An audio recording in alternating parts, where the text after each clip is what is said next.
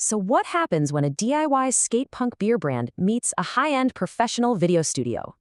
On one side, you have Easy Does It Brew, total skate and punk rock. On the other, Voxel Labs, all corporate polish. You gotta wonder, can this actually work? It brings up some tough questions, and we're gonna answer them. First off, how can a studio that films lawyers get the gritty DIY skate punk vibe right? Well, Voxel's answer is that it's not some sterile office. It's a historic building with actual soul. The whole vibe is pro-casual. It's designed for authentic connection that comes through on camera. Okay, next up, location. Why would a Burbank brand drive all the way down to San Pedro? The answer is simple.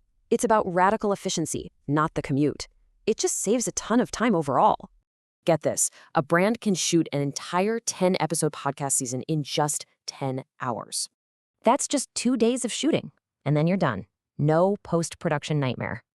But can a B2B-focused studio actually help sell beer at Albertsons? That's the real question.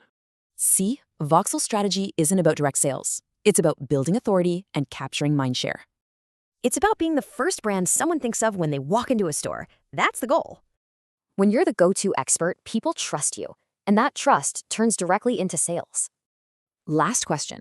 Won't a studio feel kind of fake? This is an outdoor lifestyle brand after all. But here's the thing. The studio is a tool. You get the result without all the usual production headaches.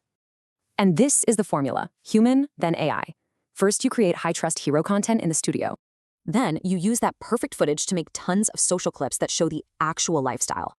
So the goal isn't to change the brand, it's to amplify it, just make its voice way louder.